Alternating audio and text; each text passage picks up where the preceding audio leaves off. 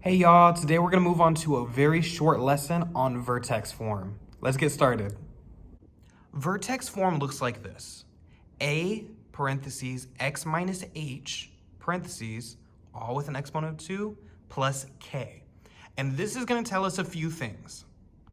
It's going to tell us the vertex and the axis of symmetry. In order to find the vertex, we are going to take h and k, and we're gonna put it in our coordinate form, which is x, y, usually. The vertex of the parabola is going to be at h, k. And you'll notice that h is the x value, like so, and k is the y value. So when you put h and k into that coordinate point, you'll notice that that is the value of the vertex. Something important to note is that h is going to take the opposite sign. Let's see what that looks like. So remember, we have vertex form, and we want to identify h and k so we can write out our vertex form.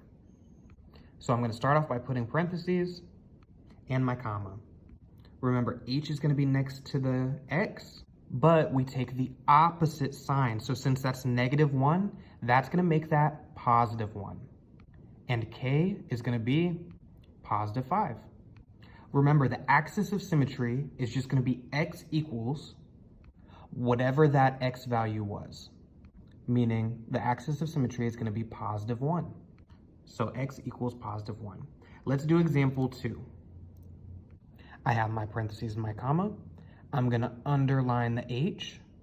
The opposite of that is going to become my x value. So +4 is going to become -4.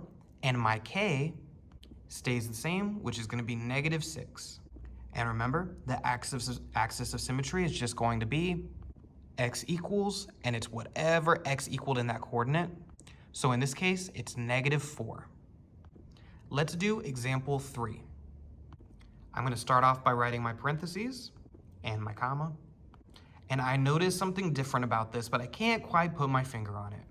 If I look at the form, it's missing an A and it's missing plus K. That is perfectly okay. Right now, we're not doing anything with the A, and the K we're going to worry about later. So H, I underlined that. It's -3. We put the opposite of that in our parentheses, so that's going to become +3. And since there is nothing in the place of k, that's the same thing as adding 0. So our k value is just going to be 0. And the axis of symmetry is just going to be x equals whatever that x value was. So x equals +3. This next one, example 4, also looks a little bit different. I'm going to put my parentheses and my comma. And for this one, I notice that x is squared. So that would look the same as x minus 0 squared plus 7.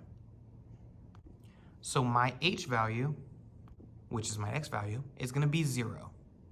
And then k in this case is +7, meaning my y value is +7.